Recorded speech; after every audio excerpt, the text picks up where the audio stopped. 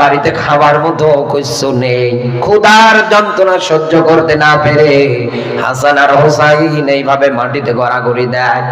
অথচ রাসূল 3 দিনের ক্ষুধার্ত শরীর নিয়ে এসেছে ফাতেমাতুজ জোহরার দরজায়। আল্লাহর নবী চিন্তা করলেন, দেখি কোনো একটা উপায় বের করা যায় কিনা। এই পৃথিবীতে আদম থেকে শুরু করে বিশ্ব নবী পর্যন্ত যত নবী রাসূল আল্লাহ দুনিয়ায় পাঠিয়েছিলেন, কারো জন্য মানুষের দাঁড়ে দাঁড়ে হাত পেতে ভিক্ষা করে খাওয়া যায় ছিল না। আল্লাহ হারাম করে দিয়েছিলেন। নবীজিয়াকে ইহুদির বাগানে যাওয়ার পরে ডাক দিয়ে বলছে, ইহুদি, তোমার তো বাগানে খেজুর দেখা যায়, আমি তোমার এই বাগানের মধ্যে কাজ করতে চাই, বিনিময় তুমি আমারে কিছু খেজুর দিও। ইহুদি ডাক দিয়ে বলছে, মুহাম্মদ, ওই যে কূপ দেখো, ওই কূপ থেকে বালতি ফেলিয়ে পানি ওঠাবা, 1 বালতি পানি ওঠাবা, বিনিময়ে আমি তোমার 1টা করে খেজুর দেব। নবীজি রাজি হয়ে গেলেন। রশি ধরে বালতিটা কূপে ফেলালেন। কয়েক বালতি পানি ওঠানোর পরে বিশ্ব নবী মুহাম্মদুর রাসূলুল্লাহ সাল্লাল্লাহু আলাইহি ওয়াসাল্লাম যে রশিটা ধরেছেন, এই রশিটা ছিঁড়ে সঙ্গে সঙ্গে বালতিটা কূপের মধ্যে পড়েছে। আল্লাহর নবী মুহাম্মদুর রাসূলুল্লাহ থমকে গেলেন। ইহুদি দৃশ্য দেখার সঙ্গে সঙ্গে এক দৌড় দিয়ে এসে বিশ্ব নবীর গাল মোবারকে একটা থাপ্পড় বসালেন।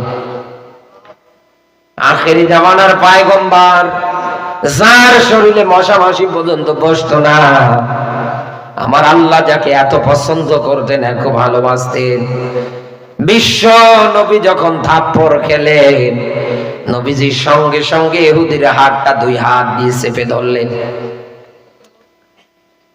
চেপে ধরার পরে হাতে আদর করতে লাগলেন, চুম্বন করতে লাগলেন, বিশ্ব নবী ভালোবাসা দেখাতে লাগলেন, আর চোখ থেকে পানি ঝরালেন। ডাক দিয়ে বলতে লাগলেন, ইহুদি, তুমি আমার গালের মধ্যে থাপ্পড় মেরেছো। 3 দিনের ক্ষুধার্ত শরীর আমার, 3 দিন যাবত আমার পেটে কোনো খাবার যায় না।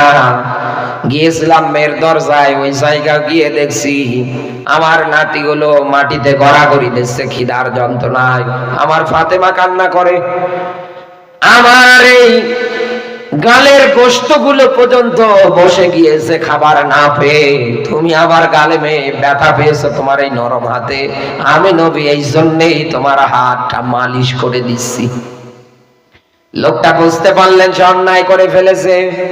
দুনিয়ার কোন মানুষের চরিত্র এরকম হতে পারে না। ইনি আখির জামানার পয়গম্বর বিশ্ব নবী মুহাম্মদুর রাসূলুল্লাহ।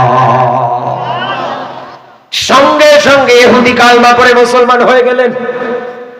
ও সিরাজগঞ্জবাসী, এই দুনিয়ার ময়দানে আপনাকে কেউ যদি গালি দেয়, আপনি তার গালির জবাবে গালি দেবেন না, আপনি নীরবতা পালন করেন। আপনাকে নিয়ে কেউ যদি সমালোচনা করে, আপনি জবাব দিতে যাবেন না। হাসান বসরি রহমতুল্লাহ আলাইহি বলেছেন, এই দুনিয়ায় গীবত সমালোচনাটা হচ্ছে হাদিয়া। এই দুনিয়ায় আপনি যদি কারো সমালোচনা করেন, কারো গীবত করেন, কাউকে নিয়ে যদি পরনিন্দা করেন, আপনার জীবনের যত ভালো আমল সব ওই লোকটার জীবনে চলে যাবে। ওই লোকটার জীবনের যত বদ আমল, যত খারাপ আমল, ওইগুলো আপনার আমলনামায় আসবে। আল্লাহর নবীর এই ঘটনা থেকে এটাই শিক্ষা, ভালোবাসা দিয়ে মানুষের মন জয় করে দ্বীনের দাওয়াত আপনাকে দেওয়া লাগবে। মার খেলেও আন্দাজে আপনাকে সহজে প্রতিবাদ করা যাবে না। ভালোবাসা দেখান, কথা বলে না কেন? অথচ আমরা রেগে যাই, আমরা মন খারাপ করে ফেলি। এই জমিনের ময়দানে দিন প্রতিষ্ঠা এমনি হয় না, এই জমিনের ময়দানে দিনের আলো এমনি আসে না। এই দুনিয়ায় হাজারো মানুষের এরকম ত্যাগ, হাজারো মানুষের প্রচেষ্টার মাধ্যমে এই জমিনে দিন এসেছে। রাত গভীর হয়ে যাচ্ছে, আমি আপনার মাঝে বেশি ব্যাখ্যা করছি না। নবীজির উপরে আল্লাহর ডাক মানে যেমন ফরজ, আমরা তো তার উম্মত, আমাদের উপরেও ফরজ। নবীকে আল্লাহ জানাচ্ছেন দুনিয়ায় যারা কাফের আছে এদের বিরুদ্ধে আপনি লড়াই করেন, সংগ্রাম করেন। কারণ এই দুনিয়ায় কাফের যারা, এরা এই দুনিয়ায় ইকামতে দিন, কোরআনের রাষ্ট্র গঠনের সবচাইতে বড় শত্রু। সিরাজগঞ্জবাসী কোরআন হাদিসের বাস্তব ব্যাখ্যা বের করে আমাদেরকে ভালো করে এই জায়গায় জানা লাগবে দুনিয়ায় প্রকৃত কাফের কারা। আমি তো এনাকে আন্দাজে কাফের ফতোয়া দিতে পারবো না, কথা বলেন না কেন? আমি তো আন্দাজে আপনাকে কাফের ফতোয়া দিতে পারবো না, আমি তো এনাকেও দিতে পারবো না। আমি তো যে আন্দাজে কাউকে কাফের ফতোয়া দে, ও কালকে আমার নামে বদনাম করে বেড়াবে। উনি যদি আমারে বলেন দলিল দেন আপনি, আমি যে কাফের, লোকটা মনের মধ্যে কষ্ট পর্যন্ত পেতে পারে। এই জন্য এবার আমরা কোরআনে তাকাবো দুনিয়ার ময়দানে কাফের কারা। সূরা বাকারা ২য় নাম্বার সূরা, এটা পাবেন আপনি প্রথম নাম্বার পারার ৪ নাম্বার রুকুর ৩৯ নাম্বার আয়াত। আল্লাহ পাক বলেন আল্লাযিনা কাফারু ওয়া কাযযাবু বিআয়াতিনা, আল্লাযী অতঃপর যারা কাযযাবু অস্বীকার করে বিআয়াতিনা। এখানে আয়াত বলতে চিহ্ন নিদর্শনকে বোঝানো হয়েছে।